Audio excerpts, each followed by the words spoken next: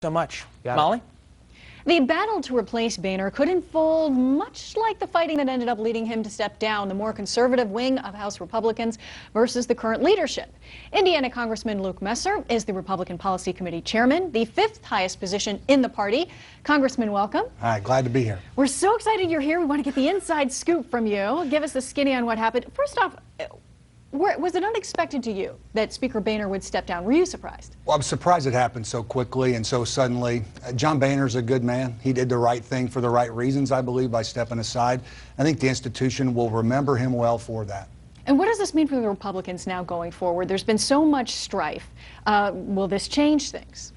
Well, it means we have to come together. Almost by definition, we're not doing good enough now. And, you know, none of this palace intrigue, none of this drama, soap opera inspires anybody. We've got to come together around some principles that we can agree on.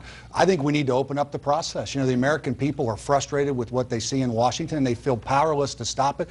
In part, I think, because many of their members are powerless to do much, like to see us open up the process. Will the next speaker, whoever it is, have it any easier than Speaker Boehner has had it?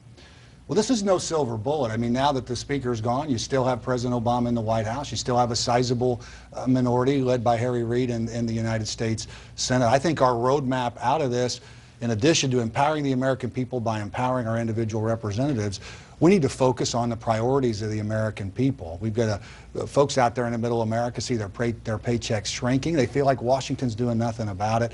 I think if we just get focused back on the American people's priorities, we can come together and help lead this country. Yeah, Republicans from all sides pulling together on these central issues. Who do you think the next speaker should be?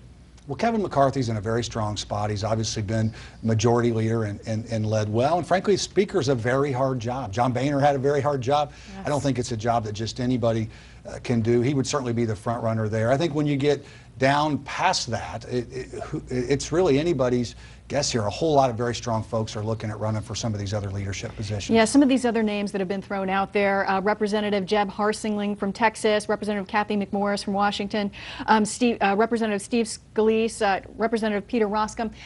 Once, let's say that McCarthy actually is elevated to the position, so many people think that he will get the next job, and that creates other open leadership positions. Is that where the real battle will be? I think it will be, and we've got to come together with a leadership team that brings this conference together. Our conference reflects the American people. It reflects in the Republican caucus, the Republicans across the country, and there's some division there. So we've got to find a team that brings folks together. There's several very strong people there. You mentioned Jeb Harsingling, Kathy McMorris-Rodgers, Steve Scalise, Peter Roskam, Tom Price, all very strong folks, and probably some that I haven't even announced yet.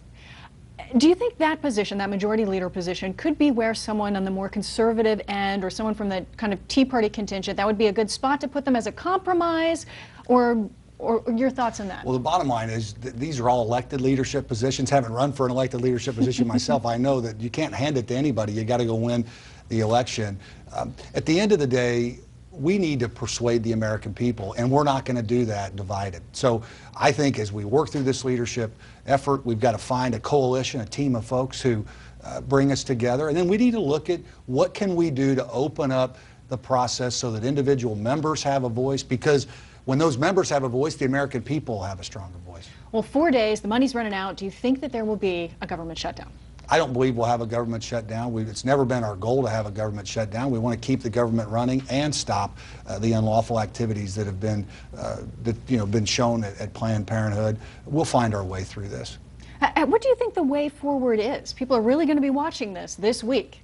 Well, I mean, first, I think I support the approach that would use reconciliation to get the funding of Planned Parenthood to the president's desk. Again, we have to persuade the American people. We can't force them to do much of anything, and in the process of doing that, keep government funded as well. All right, it's going to be a fascinating week in Washington, a fascinating rest of this month. We will see how things turn out. Thank you so much, Thanks. Representative Messer, for joining us. Yeah, glad to be here. Yeah. And we also want to hear from you. Who do you think should be the next Speaker of the House? You can send us your tweets at MollyLineFNC.